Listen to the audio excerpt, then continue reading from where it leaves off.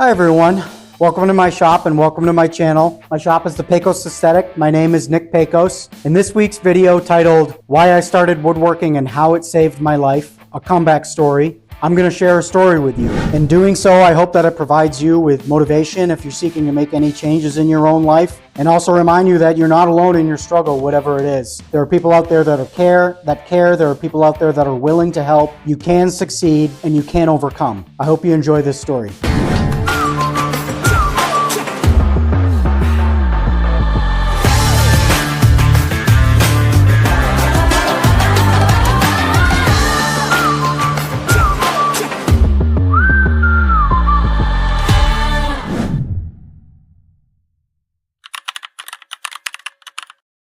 My story begins after I returned home from a deployment to Afghanistan. I deployed to Kabul, Afghanistan with the 1st of the 182nd Infantry Regiment, Headquarters Company. I want to be clear, this is not a story solely about PTSD. My issues with mental health began well before the military. I struggled with obsessive-compulsive disorder, anxiety, and depression from a young age, and that deserves more elaborating, which I'll get into in a bit. However, the adjustment difficulties that I was facing after returning home from deployment, together with the mental health issues that I had been struggling with my whole life, was enough to set me on a path for self-destruction when I came home. Obsessive-compulsive disorder is a difficult issue that can and was at times debilitating. Imagine your mind on a carousel that starts every time you make a significant decision. The carousel starts, you analyze all the factors that weigh into that decision, and when you have OCD, believe me, there are a lot of factors to consider. As the carousel completes a rotation, for most people, you've made your decision, you thank the carousel attendant for the good ride, and you move on with your life. For myself, and I imagine others like me, I stay on the carousel, and I complete another rotation. Once again, analyzing everything that goes into my decision-making process, and once again, reaching a conclusion that may be the same or different than the one I reached prior. Then I complete another rotation, and another, and I continue in this way until I'm fortunate enough to get off the carousel. Depending on the decision and how I am doing that particular day, week, or month, this could be a relatively quick process with just a few rotations. Or it could be a long, drawn-out, exhausting, and debilitating process that leaves me wanting to go into a coma just to escape my worst enemy, my brain. That is as accurate a portrayal as I can paint of obsessive-compulsive disorder. At times, it made my life very difficult to function normally, but for the most part, I was able to hold it together. I come from a military family. My brother served and deployed to Iraq with the military police in 2005. My father served with the Green Berets in the late 70s, got out of the military when my brother and I were born, and then rejoined the military after 9/11. And deployed with the 3rd Special Forces Group to Afghanistan in 2008. I joined in 2010, and at the time, since I was already a college graduate and had scored high on my entry-level ASVAB test, I had the option to go to officer candidate school or serve in intelligence. But I knew from the moment I made the decision to join that I wanted to be a ground pounder. I wanted to be on the front lines, getting my hands dirty, making the most impact. So I joined the infantry. If I had to do it all over again, I would do the exact same thing. I was an undergraduate for my basic training class, and I had the highest physical fitness score in the company. I knew that I was a well-respected soldier in the unit and a welcome member of my fire team, squad, and platoon. I alternated between being a grenadier on foot patrols and a 50 cal gunner on mounted patrols. Life was chaotic, but simple in the military and on deployment. My obsessive-compulsive disorder brain had a sense of calm and peace around it. I didn't have to ride the carousel quite as much because everything was already decided for me. When I was going to wake up, when I was going to get chow, when I was going to go on patrols, maintain weapons, do truck maintenance, it was, in a sense, all laid out for me. You'll hear a lot of soldiers talking about the bonds that are formed when you're in the military, and especially on deployment. It has become somewhat of a cliche, but nonetheless it holds truth. Only the people standing beside you know the real story of what you experienced,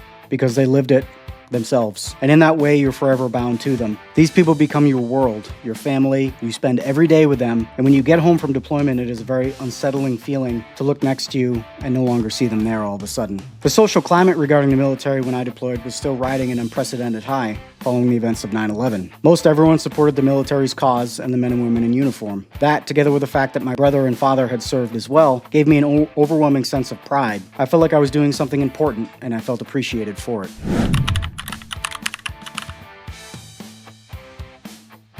All of this factored in and contributed to my unraveling when I returned home from deployment. On the one hand, it was so good to be home, back where it was safe, with all the comforts. On the other hand, I suddenly found myself without a sense of belonging, without my pride, without my purpose. It wasn't right away, but after a few months, I began to struggle. I was wandering in the dark. I had no idea how to reinsert myself into society and find a place again, and I felt alone. I took a job at a facility called Journey Forward. This was a place that provided exercise-based therapy programs for clients with spinal cord injuries. It fit my background well since I had studied exercise science as an undergraduate. Here I found my future wife and the mother of my future child, and for that I am forever thankful. The work was meaningful, but the company was small, had no system for advancement, and paid poorly. I liked the job, but something was still wrong. I couldn't quite put my finger on it, but I was definitely not whole yet.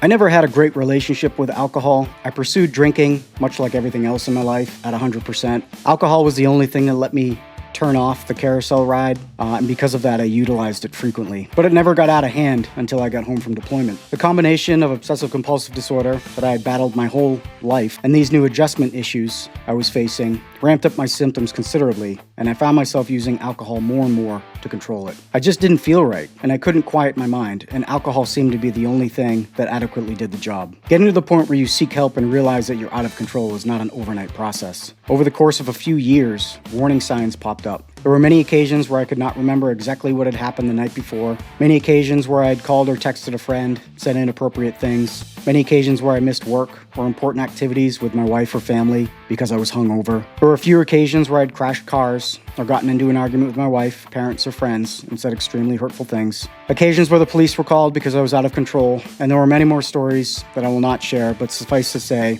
I was using alcohol as an everyday coping mechanism for my mental health. The culmination came around 2015 when in a drunken stupor I made a phone call to a friend and made some suicidal comments in a locked mental facility for a month. A few weeks later, I went on a multi-day bender, and that's when something clicked. It took me getting to the lowest point I had ever been. My self-respect was obliterated, my family's faith in me was gone, alcohol was no longer effectively controlling my symptoms, but it was destroying my life. I knew at that moment that this was it. If I didn't stop now, I wouldn't be around much longer.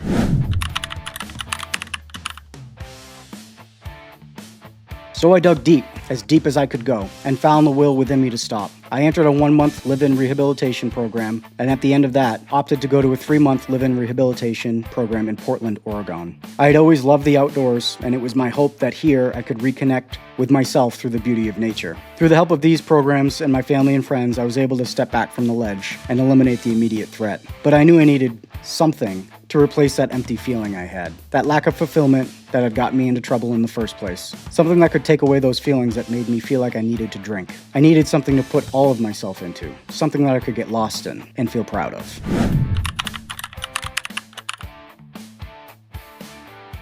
And then I bought my first miter saw. It was a cobalt compound miter saw, and I remember that tool vividly. I honestly can't remember why I was all of a sudden excited about DIY home projects enough to buy a saw. Maybe it was just something to do. Maybe we needed something simple built and I figured I could do it cheaper myself. I don't really remember, but whatever it was, I am so thankful that I took the plunge and began that first project and bought my first tool. The first project was a garden hose container for our garden. Fairly simple project. I got the plans online from an Inna white website. I built it with pocket hole screws and painted it white. It had a removable top that you could put a plant in. Nothing special, but I remember that feeling when I finished. I built something we could use, and it actually looked pretty good too. That feeling of accomplishment and purpose, of usefulness, was exactly what I yearned for. It took all of my gut-wrenching anxiety away. There were a lot of hard days early on in recovery, and not much excitement. It makes sense. I was still dealing with all of those debilitating mental health issues, but now my coping mechanism, alcohol, was gone. But this was exciting. This was fulfilling. And maybe this could do the job that I'd used alcohol for so long for. I continued to build smaller projects with that miter saw. I built 2-seater garden beds, a pantry for our kitchen, which came out absolutely terrible, a mudroom entryway for our prior home. I was especially proud of this project because I had designed this one myself in SketchUp. I started to accumulate tools, a DeWalt contractor saw, a circular saw, 6-inch joiner from Grizzly, a DeWalt planer. I started tackling projects that were more specifically woodworking projects, and I took a couple of classes at my local woodcraft store. I also watched about 1 billion hours of YouTube videos to learn the basics of woodworking and DIY projects. I was learning more and better ways to utilize woodworking and DIY projects to shut off the carousel and give me that purpose I desperately needed. And then I made my first charred wooden American flag. I made this for my father and got a lot of support from my family and friends on this project. I made the flag out of strips of 2-inch thick premium pine, and I ordered the logo from a woodworking shop that had a CNC machine. A friend of mine suggested that I start selling them. I thought, why not? The prospect of starting a business on the side of my day job excited me. It would certainly be difficult, and it was challenging, and that's what drove me and gave me purpose. The prospect of growing a business excited me. I bought my first CNC machine, which was a Shapeoko that was 4 feet wide by 4 feet wide, a good beginner machine. I made a special setup for it and began experimenting with different flags. I made some in the shape of America, some Massachusetts, some with logos, some with engravings. When I got comfortable enough, I started advertising on Facebook Marketplace. And to my surprise, it was working. People wanted to get flags with custom messages and logos for their loved ones in the military, police, and fire. I decided to develop a website, not only make custom flags, but general flags and cutting boards for sale as well. Before I knew it, I had enough money to buy some real tools, and I bought my first real woodworking tool, a 3-horsepower cabinet saw from SawStop. I still have this saw today, and the doors it opened up for me in woodworking were unbelievable. There were so many projects that I could get myself into now, and I could tap into my creative side, which was especially fulfilling. For the first time since I had gotten out of the military, I felt okay. I felt like there was a reason why I was here, and I was excited to keep creating.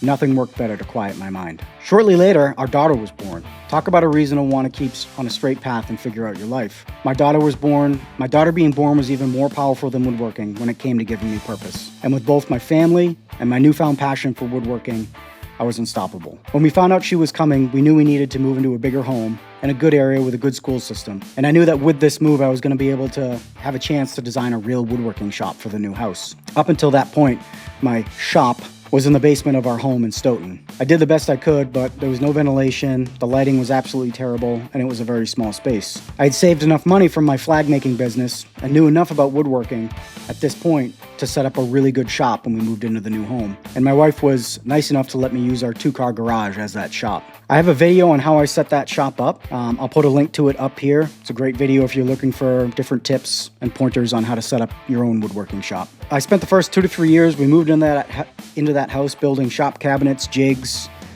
getting things the way I wanted them. Of course, building project after project for our new home. I built a library area, a mudroom bench for our entryway, a deck for our backyard and pool, a shed to store our yard equipment, and many more.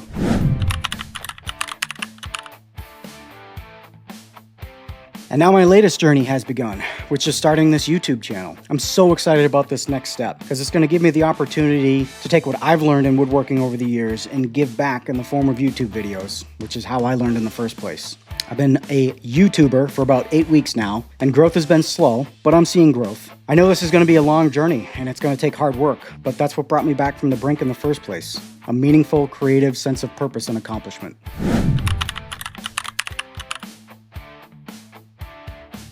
In closing this video, guys, I want to take a minute to say if you're struggling with mental health, using a substance to help you cope and get you through is only going to work for so long. Take it from me. I've been through it. You will come crashing down hard. Find something that gives you meaning. Find something that gives you purpose. And it's a much more healthy and effective way to manage what you're struggling with. Seek help. Lean on your family and friends. Let them know you're struggling. And remember, bottom line, you deserve to have a good life. If you found this video inspiring, helpful, educational, then please support my channel by watching my content, liking and commenting on videos, and subscribing to my channel. I promise your support is appreciated, and I will continue to work hard to produce useful content for people looking to get into woodworking and DIY. Please use the comment section of this video to discuss any mental health issues you've been struggling with and anything you've found useful to cope with that issue. It would be great to get a discussion going in the comments section. Thank you so much for your time, guys. I'll see you again next week. Take care.